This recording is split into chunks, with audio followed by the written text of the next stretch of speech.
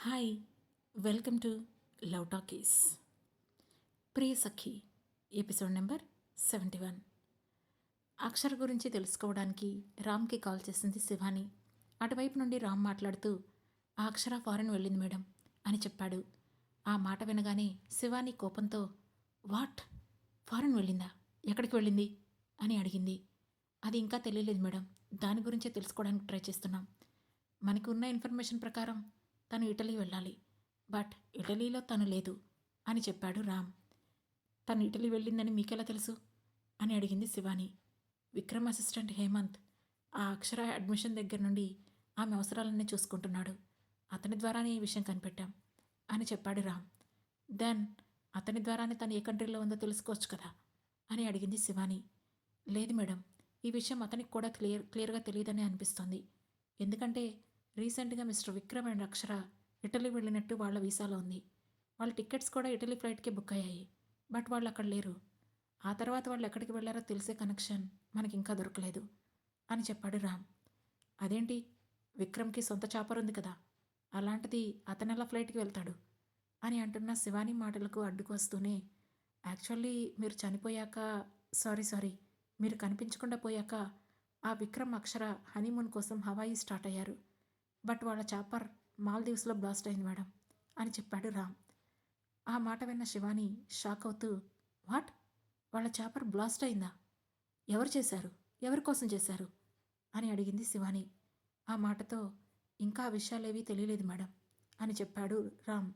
అన్నింటికీ తెలీదు అంటున్నారు, మరి మీకు ఇంకేం తెలుసు అని ఆవేశంగా అడిగింది శివాని. దాంతో అవతల నుంచి రామ్ ఏం మాట్లాడలేదు. ఓకే, రేపు మార్నింగ్ లోపు ఆ అక్షర ఎక్కడుందో ఎలాగైనా ఫైండ్ అవుట్ చేయండి.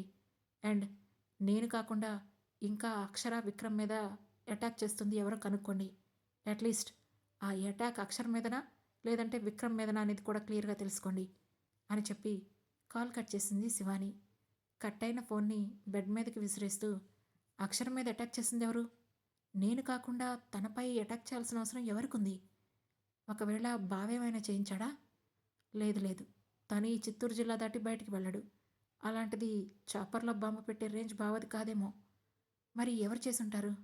అసలు ఈ ఒక్క అటాక్ మాత్రమేనా, ఇంకా ఏమైనా జరిగాయా? ఈ అటాక్స్ చూసి విక్రమ్ అక్షర్ని ఎక్కడైనా చదివిస్తున్నాడా? ఇప్పుడు నాకు అక్షర ఎక్కడుందో ఎలా తెలుస్తుంది అని థింక్ చేస్తూనే ఉంది శివాని. ఇంతలో ఆమె మొబైల్కి టింగ్ అంటూ ఓ మెసేజ్ వచ్చింది. ఆ సౌండ్కి వెంటనే మొబైల్ ఓపెన్ చేసి చూసిన శివానికి అందులో ఎందుకు అంతలా థింక్ చేస్తున్నావు అని మెసేజ్ కనిపించింది. దాంతో నుదురు చిట్లించిన శివాని హూ ఆర్ యూ అని రిటర్న్ మెసేజ్ చేసింది. ఐఎమ్ యువర్స్ అని రిప్లై వచ్చింది. దాంతో ఒక క్షణం ఆలోచించిన శివాని అశ్వత్ అని అడిగింది. యా, గుడ్ గెస్సింగ్ అని అశ్వత్ నుంచి రిప్లై వచ్చింది. దాంతో వెంటనే అశ్వత్కి కాల్ చేసింది శివాని. అతను ఫోన్ లిఫ్ట్ చేయగానే, యూ, అసలు ఎక్కడ చచ్చావు నువ్వు? నన్ను బాంబేలో వదిలేసి ఎక్కడికి వెళ్ళిపోయావు? నా దగ్గర ఒక్క రూపాయి కూడా లేదు తెలుసా? అసలు నేను అక్కడి నుంచి వెళ్తానని అనుకున్నావు అని అడిగింది. ఆ మాటతో పెద్దగా నవ్వేశాడు అశ్వత్. ఎందుకా నువ్వు అని ఇరిటేట్ అవుతూ అడిగింది శివాని. నువ్వు నా గురించి అడుగుతావు అనుకున్నాను, బట్ నిన్ను అర్ధాంతరంగా వదిలేసి వెళ్ళినందుకు అడుగుతున్నావు. నైస్ అని అన్నాడు అశ్వత్. ఆ మాటకు కాస్త తడబడిన శివాని అసలు నువ్వు ఎక్కడున్నావు అని అడిగింది. నేను ఎక్కడో ఒక చోట ఉంటానులే, నా సంగతి వదిలే. ఎందుకు తల పగిలిపోయేలా అంతలా థింక్ చేస్తున్నావు అని అడిగాడు అశ్వత్. నేను ఆలోచిస్తున్నానా? ఆ విషయం నీకెలా తెలిసింది? అంటే నువ్వు ఇక్కడే ఎక్కడ ఉన్నావా అని అడిగింది శివాని. నో, నువ్వు ఎప్పుడు ఎలాంటి మూడ్ స్వింగ్స్లో ఉంటావో నా మనసుకు తెలుస్తుందిలే అని అన్నాడు అశ్వత్. నువ్వు ఇలాంటి డైలాగ్స్ మాట్లాడుకు, నీకు అస్సలు సూట్ అవ్వవు అని అంది శివాని. ఓకే, ఇంతకీ అక్షర ఎక్కడుందో తెలిసిందా అని అడిగాడు అశ్వత్.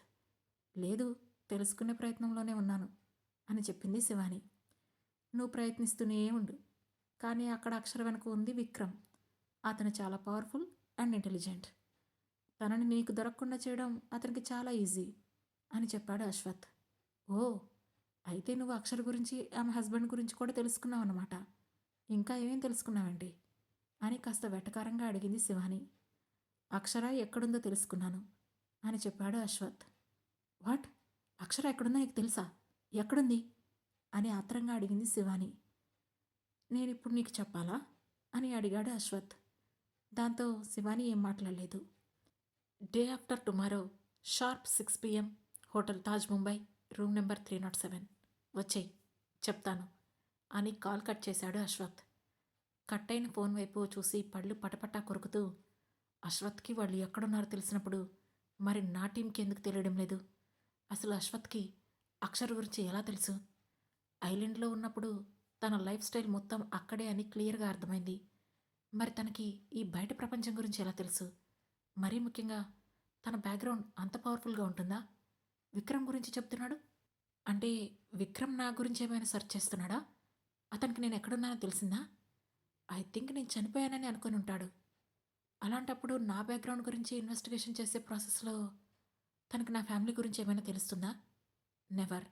నా ఫ్యామిలీ గురించి తెలుసుకోవడం ఎవరి వల్ల కాదు. కానీ నా గురించి నా ఫ్యామిలీ బ్యాక్గ్రౌండ్ గురించి విక్రమ్కి తెలిసే అవకాశం లేదు. బట్ అక్షర సేఫ్టీ కోసమే అతను తనని ఎక్కడో దాచేసాడు. అది ఎక్కడో తెలిస్తే నెక్స్ట్ టైం తనపై చేసే అటాక్ అస్సలు మిస్ అవ్వకుండా చూడాలి అని అనుకుంది శివాని. ఇంతలో ఆమె రూమ్ డోర్ నాక్ చేసిన శబ్దం వినిపించగానే వెళ్ళి డోర్ ఓపెన్ చేసింది శివాని. ఎదురుగా ఆదికేశవ కనిపించాడు. అతన్ని చూసి ఆశ్చర్యపోతూ, నాన్నగారు మీరేంటి ఈ టైంలో ఇక్కడ అని అడిగింది అక్షర. ఏం లేదురా, నిద్ర పట్టడం లేదు, అందుకే నీతో కాసేపు మాట్లాడాలని వచ్చాను అని చెప్పాడు ఆదికేశవ. రండి నాన్నగారు అంటూ పక్కకు తప్పుకోగానే ఆదికేశవ లోపలికి వచ్చాడు. వెంటనే రూమ్ డోర్ క్లోజ్ చేసింది శివాని. ఆదికేశవ్ వెళ్ళి బాల్కనీలో చైర్లో కూర్చున్నాడు. శివాని కూడా వెళ్ళి ఆయన ఎదురుగా ఉన్న చైర్లో కూర్చొని, ఏంటి నాన్నగారు ఏమైంది, ఎందుకలా డల్గా ఉన్నారు అని అడిగింది. ఏం లేదురా, ఒకటి చెప్పు, నీకు ఇక్కడ ఉండడం నచ్చడం లేదా అని అడిగాడు ఆదికేశవ. అదేం లేదు నాన్న, నాకెందుకు నచ్చటం లేదు, కానీ నాకు ఇంకా చదువుకోవాలనుంది, అందుకే వెళ్తానంటున్నాను అని చెప్పింది శివాని. చదువుకోరా, ఇక్కడే చిత్తూరులో ఉండి చదువుకో, ఇప్పుడు నువ్వు నన్ను వదిలి వెళ్తే తట్టుకోలేను శివ అని చెప్పాడు ఆదికేశవ. ఆయన అంత బేలగా అడుగుతుంటే గట్టిగా వెళ్ళిపోతాను అని చెప్పలేకపోయిన శివాని, సరే నాన్నగారు అలానే చేస్తాను అని అంది. మా మంచి బంగారు తల్లి, నిన్ను అనవసరంగా ఇన్ని రోజులు దూరం పెట్టి బాధ పెట్టాను కదా అని అన్నాడు ఆదికేశవ. ఆ మాటతో శివాని ఏం మాట్లాడలేదు. కానీ ఆమె ముఖం కళ్ళు కోపంతో ఎర్రగా మారిపోయాయి. ఈ నాన్నను క్షమిస్తావా తల్లి అని అడిగాడు ఆదికేశవ. అయ్యో నాన్నగారు అలా మాట్లాడకండి, మీ కోపంలో న్యాయం ఉంది కదా అని అంది శివాని. న్యాయం కాదు తల్లి, మీ అమ్మలా నువ్వు కూడా నాకు ఎక్కడ దూరం అవుతావోనని భయం. నేను ప్రేమించిన వాళ్ళంతా నాకు దూరం అవుతూ వచ్చారు. అలానే నిన్ను ప్రేమిస్తూ ఉంటే నాకున్న ఒకే ఒక్క రక్త సంబంధం పేగుబంధం నువ్వే. నువ్వు కూడా దూరం అయిపోతావేమోనని నా భయం. అందుకే ఇన్ని రోజులు నిన్ను దూరం పెట్టాను. కానీ నువ్వు శాశ్వతంగా దూరం అవుతావంటే నా గుండె బరువెక్కుతుంది తల్లి. ఆ క్షణంలో నేను ఎలా బ్రతుకున్నానో నాకే తెలియలేదు అని ఎమోషనల్గా అన్నాడు ఆదికేశవ. ఆయన మనసు విప్పి మాట్లాడుతున్నాడని సైలెంట్గా ఉండిపోయింది శివాని. దాంతో చాలాసేపు ఆదికేశవ మాట్లాడుతూనే ఉన్నాడు. అతని మాటలు వింటుంటే శివానికి కళ్ళలో నీళ్లు తిరుగుతున్నాయి. అలా ఏడుస్తూనే ఉండిపోయింది. ఇంచుమించు 3 గంటల పాటు ఆదికేశవ మాట్లాడుతూనే ఉన్నాడు. అతని మాటల ప్రభావం వల్ల శివాని ఏడ్చి ఏడ్చి చైర్లో ముడుచుకొని కూర్చుంది. చివరికి, చాలాసేపు ఇబ్బంది పెట్టేశానా తల్లి అని కూతుర్ని చూస్తూ అడిగాడు ఆదికేశవ. లేదు అన్నట్లుగా తల అడ్డంగా ఊపింది శివాని. ఏదేమైనా ఈరోజు నాకు ప్రశాంతంగా ఉంది శివ. నా గుండెలో ఉన్న భారమంతా దిగిపోయింది. ఇంతకాలం నేను నీకు ఎందుకు దూరంగా ఉన్నానో చెప్పేశాను. ఇక చాలు. అమ్మ వాళ్ళు బ్రతుకుంటే మన ఫ్యామిలీ మరోలా ఉండేది. కానీ ఇప్పుడు నువ్వు నాకు, నీకు నేను. నువ్వు పెళ్లి చేసుకుని వెళ్ళిపోతే ఇక ఈ ఇంట్లో నేను ఒంటరిగా ఉండాలి. అందుకే మనతోనే ఎప్పటినుంచో ఉంటున్న మీ బావ రవీంద్రతోనే నీ పెళ్లి ఫిక్స్ చేశాను అని చెప్పాడు ఆదికేశవ. కానీ తండ్రి ఎంతసేపు చెప్పిన విషయాల గురించి ఆలోచిస్తున్న శివానికి ఈ క్షణంలో ఆయన ఏం చెప్పాడో క్లియర్గా అర్థం కాలేదు. మనసు భారంగా అనిపిస్తుంటే అతని మాటలు వినిపించుకోకుండా అలానే చైర్లో కళ్ళు మూసుకొని వెనక్కి వాలింది. దాంతో రూమ్లో పడుకో శివ అని చెప్పాడు ఆదికేశవ. మెల్లగా కళ్ళు తెరిచి, పర్లేదు నాన్న, మీరు వెళ్ళండి అని చెప్పింది శివాని. నువ్వు దేని గురించి ఎక్కువగా ఆలోచించకు శివ. జరిగిపోయిన గతాన్ని మనమేం చేయలేం. నాకు నీ జీవితం ముఖ్యం అని చెప్పి కూతురు తల నిమిరి అక్కడి నుంచి వెళ్ళిపోయాడు ఆదికేశవ. శివాని అలాగే బాల్కనీలో కూర్చొని నిశీధిలోకి చూస్తూ ఉంది. తెల్లవారుతుండగా రూమ్లోకి వెళ్ళి మొబైల్ తీసి రామ్కి కాల్ చేసింది. అతను ఫోన్ లిఫ్ట్ చేయగానే అక్షర్ గురించి ఏమైనా తెలిసిందా అని బొంగురుపోయిన గొంతుతో సీరియస్గా అడిగింది. లేదు మేడం, ఇంకా ఆ పనిలోనే ఉన్నాం అని చెప్పాడు రామ్. ఓకే, అక్షర్ గురించి ఎంత త్వరగా చెప్తే నేను నీకు అంత త్వరగా నువ్వు ఊహించలేని గిఫ్ట్ ఇస్తాను, త్వరగా కనిపెట్టు అని చెప్పి కాల్ కట్ చేసిన శివాని అలానే బెడ్పై వాలి నిద్రపోయింది. మరోవైపు అప్పుడే అక్షరను వదిలి విక్రమ్ ఇండియా వచ్చి వారం రోజులవుతుంది. ఈ వారం రోజుల్లో అతనికి ప్రతిక్షణం అక్షర గుర్తొస్తూనే ఉంది. తనను చూడాలని అతనికి అనిపిస్తూనే ఉంది. కానీ ఆమెను ఎక్కువగా డిస్టర్బ్ చేయడం ఇష్టం లేక కంట్రోల్గా ఉంటున్నాడు. ఒక్కసారైనా అక్షర వైపు నుంచి వీడియో కాల్ లేదా మిస్ అవుతున్నట్లు కాల్ వస్తుందేమోనని వెయిట్ చేస్తున్నాడు. కానీ అక్షర నుంచి అలాంటి కాల్ రావడమే లేదు. నిజానికి ఆమెకు ఆ ఆప్షన్ లేకుండా రోజు 2-3 సార్లు విక్రమ్ మామకు కాల్ చేస్తూనే ఉన్నాడు. అందుకే అక్షరేఖ అతన్ని డిస్టర్బ్ చేయడం ఎందుకని కాల్ చేయడం లేదు. ఆ రోజు ఆఫీస్లో సీరియస్గా వర్క్ చేసుకుంటూ ఉండగా అప్పుడే విక్రమ్కి అతను షిండే కోసం ఏర్పాటు చేసిన మనిషి నుండి కాల్ వచ్చింది. వెంటనే కాల్ చేసిన విక్రమ్, షిండే గురించి తెలిసిందా అని అడిగాడు. తెలిసింది సార్, మిస్టర్ షిండే ఇక ఈ ప్రపంచంలోనే లేడు. అతనితో పాటు మరో పోలీస్ ఆఫీసర్ కూడా చనిపోయారు. మరో లేడీ పోలీస్ ఉండాలి, కానీ ఆమె జాడ తెలియడం లేదు అని చెప్పాడు అవతలి వ్యక్తి. వాట్, 3 సర్వీస్లో ఉన్న పోలీసులు మిస్ అయితే డిపార్ట్మెంట్ కానీ మీడియా కానీ ఎవరూ రియాక్ట్ అవ్వలేదా అని అనుమానంగా అడిగాడు విక్రమ్. లేదు సార్, ఇన్ఫ్యాక్ట్ వాళ్ళు సర్వీస్లో ఉన్నట్లు కాదు కదా, జనాభా లెక్కల్లో ఉన్నట్లు కూడా కనిపించడం లేదు సార్ అని చెప్పాడు అవతల వ్యక్తి. దీనికి అంతటికీ కారణం ఎవరు అని సీరియస్గా అడిగాడు విక్రమ్. చిత్తూరు జిల్లాలో దేవనగరి అనే సంస్థానం ఉంది. ఆ సంస్థానానికి పెద్ద మనిషి ఆదికేశవ. అతనంటే చుట్టుపక్కల 10 జిల్లాల్లో అందరికీ చాలా గౌరవం. అతను ఒక చిన్న ఊరికి రాజు అయినా చుట్టుపక్కల రాజకీయాలను కూడా శాసిస్తారు. అతని మేనల్లుడే రవీంద్ర. అతనే షిండేని, అతని పక్కనే ఉన్న మరో పోలీసును చంపేశాడు.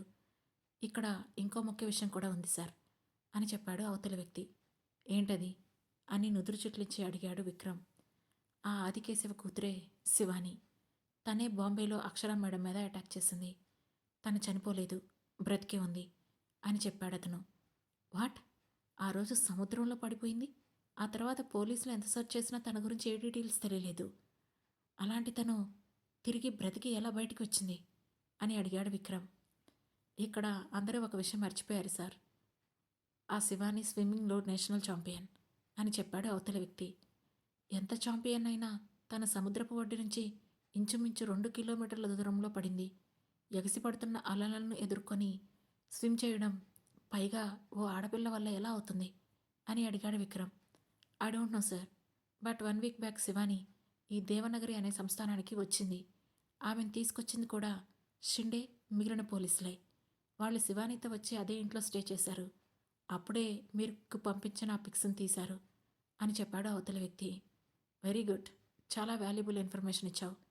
ఆ శివాని రవీంద్రపై ఒక కన్వేషించు అని చెప్పి కాల్ కట్ చేసిన విక్రమ్ చైర్లో వెనక్కి వాలి కళ్ళు మూసుకొని శివాని, అక్షర, రవీంద్ర వీళ్ళ ముగ్గురు గురించి థింక్ చేస్తూ ఉన్నాడు. వెంటనే అతని మైండ్లో ఏదో స్ట్రైక్ అవడంతో లేచి అక్షరకి కాల్ చేశాడు. అదే సమయంలో నిద్రలేచిన అక్షర విక్రమ్ నుండి ఫోన్ రావడంతో హుషారుగా లిఫ్ట్ చేసి, హలో విక్రమ్, గుడ్ మార్నింగ్ అని అంది. గుడ్ మార్నింగ్, నేనేమైనా డిస్టర్బ్ చేశానా అని అడిగాడు విక్రమ్. లేదు విక్రమ్, ఇప్పుడే లేచాను, ఏంటి విషయం అని అడిగింది అక్షర. ఏం లేదు అక్షర, ఒక చిన్న విషయం తెలుసుకోవాలనిపించింది. నీకు ఎప్పుడైనా నీ పేరెంట్స్ గురించి తెలుసుకోవాలని అనిపించిందా అని అడిగాడు విక్రమ్. లేదు విక్రమ్, మార్నింగ్ కాల్ చేసి ఇలాంటి ప్రశ్న అడుగుతున్నావు ఎందుకు అని అడిగింది అక్షర. నథింగ్, ఏంటో సడన్గా అలా అడగాలనిపించింది. పైగా ఎవరికైనా ఉంటుంది కదా, నా పేరెంట్స్ ఎవరు, ఎలా ఉంటారు, నన్ను ఎందుకు ఇక్కడ వదిలేశారు అని తెలుసుకోవాలని, అందుకే అడుగుతున్నాను అని అన్నాడు విక్రమ్. నాకేమీ లేదు విక్రమ్, ఇన్ఫ్యాక్ట్ వాళ్ళు నన్ను వదిలేశారు అంటే వాళ్ళకు నేను అక్కర్లేదని అర్థం. నేనంటే అక్కర్లేని మనుషులకు నేను పెద్దగా వాల్యూ ఇవ్వను. అందుకే అంతలా ప్రేమించిన వరుణ్ణి కూడా కాదనుకోగలిగాను అని చెప్పింది అక్షర. ఆమె వరుణ్ పేరు తీసుకురాగానే విక్రమ్కు ఎక్కడో జలస్గా అనిపించింది. కోపం కూడా వచ్చింది. కానీ కంట్రోల్ చేసుకుంటూ, ఏమో, ఒకవేళ నీ పేరెంట్స్ నిన్ను వదిలేయలేదేమో, వాళ్ళ నుండి నిన్ను ఎవరైనా తీసుకొచ్చి ఆశ్రమంలో పడేశారేమో, అలా ఎందుకు థింక్ చేయకూడదు అని అడిగాడు విక్రమ్. అలా వదిలేసుంటే నన్ను వెతుక్కుంటూ వాళ్ళే వచ్చేవాళ్ళు కదా విక్రమ్ అని అంది అక్షర. ఒకవేళ వాళ్ళు రాలేని సిచ్యువేషన్లో ఉంటే అని ఆగాడు విక్రమ్. అప్పుడు డెస్టినీ మమ్మల్ని కలుపుతుంది. అయినా ఎర్లీ మార్నింగ్ ఫోన్ చేసి ఈ క్వశ్చన్స్ ఏంటి విక్రమ్? మా పేరెంట్స్ గురించి ఏమైనా తెలుసుకోవాలని ఇంట్రెస్ట్గా ఉందా ఏంటి మీకు అని నవ్వుతూ అడిగింది అక్షర. దాంతో లేదు, డెస్టినీ అనేది ఉంటే మీరే కలుస్తారు, బట్ నువ్వెందుకు నీ పేరెంట్స్ని కలవట్లేదని క్యూరియాసిటీతో అడిగాను. నీ ఆన్సర్ నాకు అర్థమైపోయింది అని చెప్పాడు విక్రమ్. ఓకే, నీ క్వశ్చన్స్ అన్నీ అయిపోతే నాకు కాలేజీకి టైం అవుతుంది, ఇక నేనుండనా అని అడిగింది అక్షర. నేనే కదా కాల్ చేసింది, కాసేపు నాతో మాట్లాడొచ్చు కదా అని చిన్నగా గొనుక్కుంటూనే సరే అక్షర బాయ్ అని చెప్పాడు విక్రమ్. ఒక నిమిషం విక్రమ్ అంది అక్షర. దాంతో ఏం చెబుతుందా అని ఆత్రంగా చెప్పక్షర అన్నాడు విక్రమ్. ఏం లేదు, తాతయ్య గారు బాగున్నారా అని అడిగింది అక్షర. దాంతో ఉసూరుమంటూ నువ్వే కాల్ చేసి కనుక్కో అని ఫోన్ పెట్టేశాడు విక్రమ్. కట్ అయిన ఫోన్ని చూసిన అక్షర చిన్నగా నవ్వుతూ వెంటనే సూర్యప్రతాప్కి కాల్ చేసింది. అతను కాల్ లిఫ్ట్ చేయడంతో కాసేపు అతనితో మాట్లాడి ఫోన్ పెట్టేసి రెడీ అయ్యి కాలేజీకి స్టార్ట్ అయ్యింది. రాకీ రోజు ఆమె కారు స్టార్ట్ అయినప్పుడే ఆమెతో పాటుగానే వస్తున్నాడు. అలానే ఇంటికి వచ్చేటప్పుడు కూడా ఆమెతో పాటే వస్తున్నాడు. బట్ ఈరోజు అతని కారు కనిపించలేదు. దాంతో ఒక అర నిమిషం థింక్ చేసిన అక్షర ఆ తర్వాత లైట్ తీసుకుంది. కాసేపటికి కాలేజీకి వెళ్ళిన అక్షర క్లాస్లో కూర్చొని ప్రొఫెసర్ చెప్పే నోట్స్ని రాసుకుంటూ ఉంది. క్లాస్ చాలా సీరియస్గా జరుగుతుంది. ఇంతలో ఓ అమ్మాయి లేచి నుంచొని ఎక్స్క్యూజ్ మీ సార్ అని అంది. దాంతో క్లాస్ అందరూ ఆ అమ్మాయి వైపు చూశారు. ప్రొఫెసర్ కూడా ఆమె వైపు చూసి వాట్ అని అడిగాడు. సార్, ఈ అక్షర సెక్యూరిటీ వాళ్ళు ఇలా లోపల నుంచొని ఉంటే మాకు చాలా డిస్టర్బ్గా ఉంటుంది అని చెప్పింది ఆ అమ్మాయి. వాళ్ళు పర్సనల్గా సెక్యూరిటీ పెట్టుకున్నారు విత్ పర్మిషన్ అని చెప్పాడు ప్రొఫెసర్. మాకు సెక్యూరిటీ పెట్టుకునే స్టేటస్ ఉంది సార్, కానీ మేము తెచ్చుకోలేదు కదా. అయినా కాలేజ్ లోపలికి వచ్చి ఎవరు తనని ఏం చేస్తారు? ఈ సెక్యూరిటీని రూమ్ బయట వాచ్మెన్గా ఉండమని చెప్పండి సార్. ఎలాగూ తనని ఏమైనా చేసేవాడు అట్నుంచే కదా వచ్చేది అని వెటకారంగా చెప్పింది ఆ అమ్మాయి. ఆ మాటతో సీరియస్గా ఆమెను చూసిన అక్షర ప్రొఫెసర్ ఏం చెబుతాడా అని అతని వైపు చూసింది. అప్పుడు ప్రొఫెసర్ తను చెప్పింది కూడా కరెక్టే కదా, సెక్యూరిటీ మీరు బయట వెయిట్ చేయండి అని చెప్పాడు.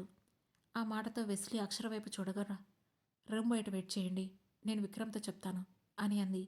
ఓకే మేడం, టేక్ కేర్ అని రూమ్ బయటికి వెళ్ళి నించున్నాడు వెస్లీ.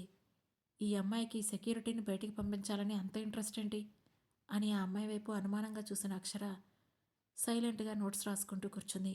సరిగ్గా అప్పుడే ఆమె పాయింట్ బ్లాక్ టార్గెట్ చేసిన ఓ వ్యక్తి బుల్లెట్ను వదిలాడు. ఆ బుల్లెట్ విండో మిర్రర్ను చీల్చుకొని అక్షర వైపు దూసుకెళ్ళింది. ఆ తరువాత ఏం జరగబోతుంది తెలుసుకోవాలనుకుంటే వెంటనే మా లవ్ టాకీస్ ఛానల్ను సబ్స్క్రైబ్ చేసుకొని ప్రియసఖి సిరీస్లోని నెక్స్ట్ ఎపిసోడ్ను వినండి. మా ఈ కథలు మీకు నచ్చినట్లయితే లైక్ చేసి, షేర్ చేసి, కమెంట్ చేసి, హై పాయింట్స్ కూడా ఇచ్చి మమ్మల్ని సపోర్ట్ చేయండి. Thank you.